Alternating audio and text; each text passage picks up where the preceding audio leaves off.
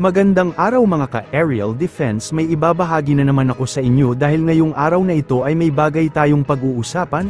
Pilipinas at China naghamunan sa radyo sa West Philippine Sea. Pero bago tayo magpatuloy, wag mo muna kalimutan mag-like, share, and subscribe. Paki-follow at like muna ng aming page na nasa description na ang link.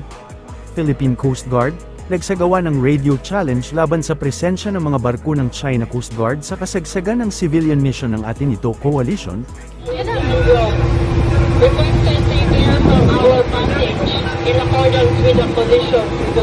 Nagre-radio challenge yung Coast Guard natin.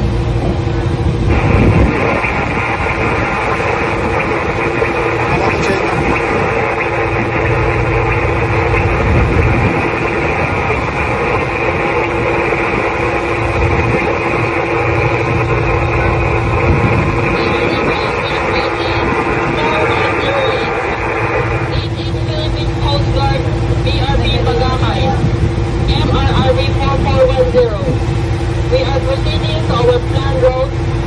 Request to stay clear from our passage in accordance with the collision regulations. Over. Nakikinig mo yan kahit ang challenge mo dyan sa mga puno niya. Nag-radio challenge yung Coast Guard Tila gumanti naman ang China sa eroplanong idinploy ng Pilipinas sa West Philippine Sea, para bantayan ang sitwasyon sa civilian convoy na isinagawa doon.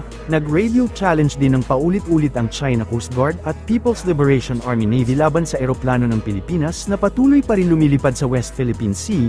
Wala namang nagawa ang China sa paglipad ng ating eroplano kahit ito ay sa itaas o malapit na sa kanilang barko.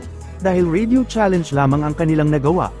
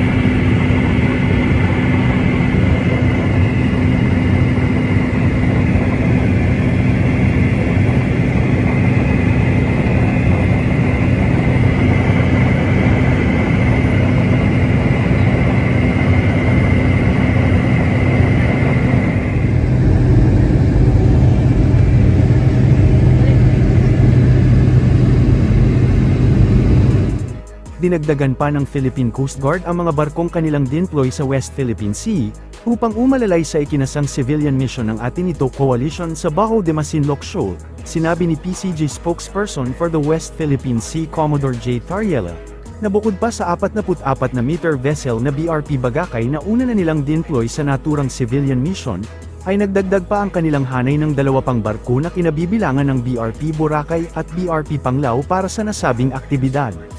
Samantala, bukod dito ay nag-deploy din ng PCG ng isa sa kanilang aircraft na magmo-monitor pa rin sa isinagawang aktibidad ng naturang Civil Society Group. Matagumpay na nailagay ng Civil Society Group na atin ito coalition ang mga symbolic markers o boya na markado ng mga katagang WPS atin ito sa loob ng Exclusive Economic Zone ng Pilipinas. Kaya madalas lang sila ng mga gano'n, may kikisi na iyakutan yung inilagay ang symbolic marker sa mga boya na may katagang WPS at ito. Para magsiting